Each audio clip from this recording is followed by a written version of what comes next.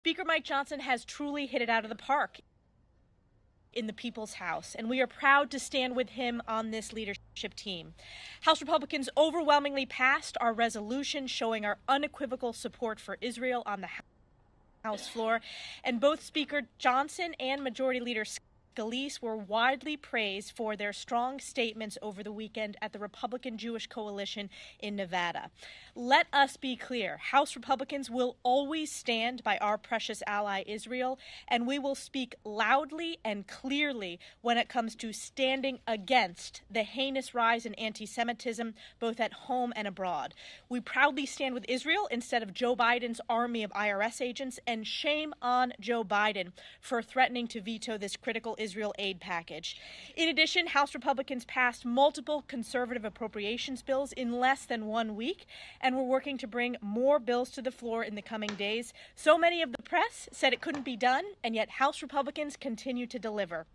And I also wanted to take a moment to highlight the bombshell evidence damning Joe Biden uncovered by our Oversight Committee. Bank records showing Joe Biden received $40,000 in laundered money from communist China in a form of a personal check from the account of his brother direct to Joe Biden. Remember when the White House desperately said that Joe Biden didn't discuss business with his family, and then they had to clean that up, and then they desperately corrected, saying that they were not involved in this family business? Both statements are false and should be reported as such. Joe Biden is clearly compromised, and the American people know it.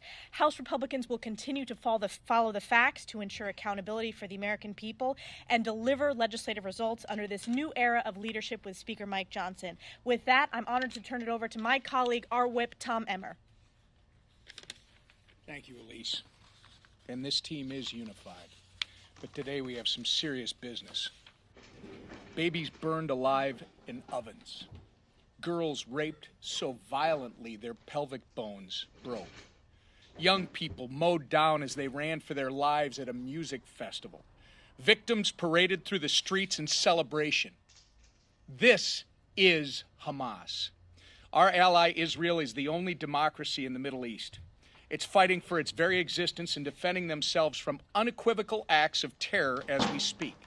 And yet, it's baffling that some of our colleagues on the other side of the aisle have a hard time calling Hamas's barbarity what it is: terrorism. It's terrorism that should never be tolerated, never be excused, and never be rationalized, no matter what political party you're affiliated with. That is why, in our first order of business under Speaker Mike Johnson, House Republicans made it resoundingly clear that we unapologetically stand with Israel, not just when Israel is attacked, but also when Israel rightly defends itself. Good versus evil should be easily identified in this situation, but unfortunately, it's not for some. Now we're seeing anti-Semitism on the rise in this country like never before. Border agents are being warned to look out for Hamas and Hezbollah sympathizers trying to take advantage of the Biden administration's open borders agenda. And weak-kneed leadership continues to enable terrorism around the globe. Now more than ever, we cannot afford to be silent. We cannot afford to be hesitant. And as much as we may disagree on certain policy issues, we must come together to condemn Hamas without any footnotes or disclaimers. Support our ally Israel and secure our own borders. House Republicans have provided the blueprints to do all of this. I can only hope that the Biden White House and Democrats in Congress will eventually join us in delivering on these common sense policies for the American people. And with that, I turn it over to our Majority Leader, Steve Scalise. Well, thank you, Whip Emmer. The House is off to another busy start.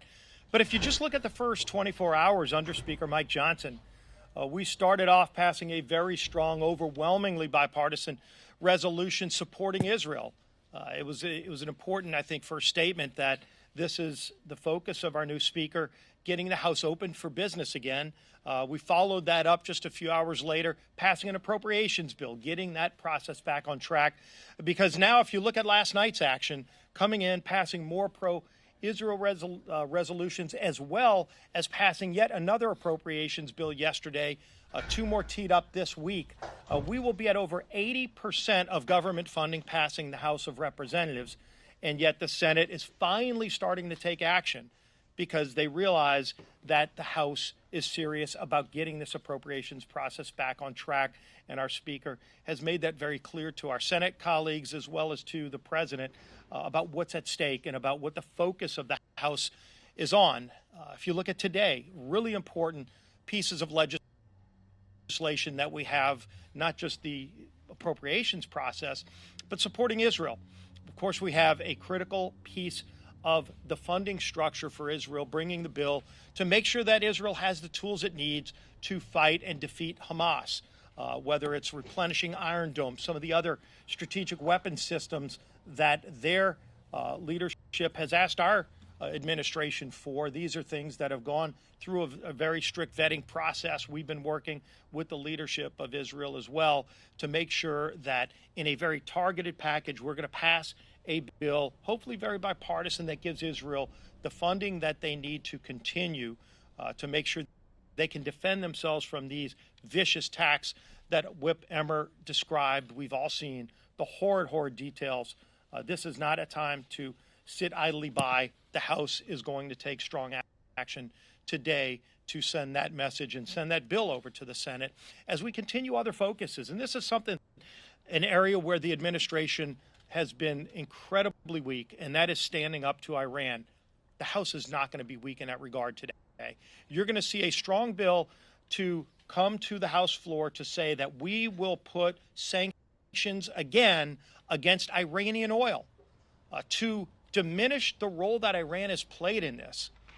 As we've seen from the Biden administration over and over these last few weeks, when it's been well chronicled, how closely Iran has worked with Hamas, not just for weeks, months, but even for over a year, to plan these attacks. It's not just the planning and the coordination, but the funding primarily comes from Iran. And yet last year alone, Iran, by most estimates, made about $80 billion selling their oil on world markets because Joe Biden dropped sanctions that used to be in place. $80 billion going to Iran to sell oil at a time when he's blocking American oil, President Biden. How psychotic of a policy when you're blocking American-made oil, which is the cleanest in the world, made by Americans, and allowing Iran to sell their oil on world markets, generating over $80 billion for their economy that they use to fund terrorism like Hamas.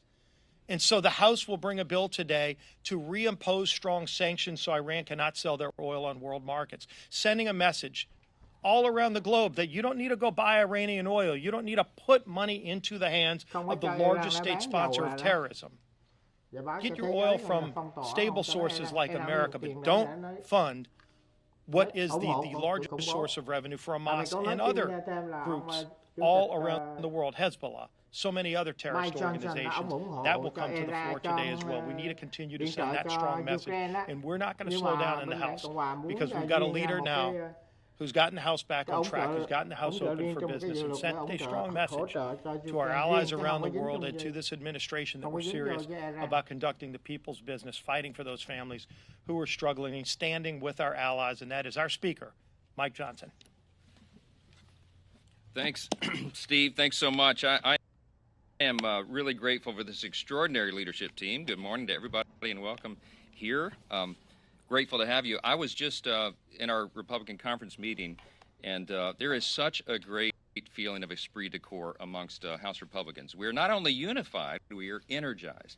And part of the reason for that is that our members were allowed to go home for the weekend and do some district work, and everyone met with constituents. Most everyone got to go home at least for a couple of days. And they came back with reports, glowing reports about the sentiment that is felt out in the grassroots amongst the American people, and not just amongst Republicans, but amongst all Americans. What happened is we went through 3 weeks of tumult here. Obviously, everybody watched it. You all walked through that valley with us, but we came out even stronger. And I'm telling you that right now, this group is ready to govern, and we have begun that already in earnest. We share enduring core principles, and I referenced this on the floor Wednesday night before last week before I took my oath of office. What we stand for are the core principles of America. I call them the 7 core principles of American conservatism. But as I said from the chamber there up in the rostrum, that it's really America's principles. It's individual freedom and limited government and the rule of law, peace through strength, and fiscal responsibility, free markets and human dignity. These are the ideas that have guided our nation since its founding. And I believe that when we anchor ourselves to those again, we do right by the country. We are the greatest nation in the history of the world, and we are proud to say that and proud to defend it and preserve those principles. Because of all this, we have really healthy debates, even inside our own conference, sometimes about tactics, like every family does. But during a perilous time, at home and abroad, we are united. And we're united in our pursuit of very clear objectives. We want to rein in reckless spending. We want to reduce inflation. And of course, right out of the blocks here, as has been noted, we're going to support our close friend and ally, Israel. Let me explain a few of these things, and then we'll take some questions. So on appropriate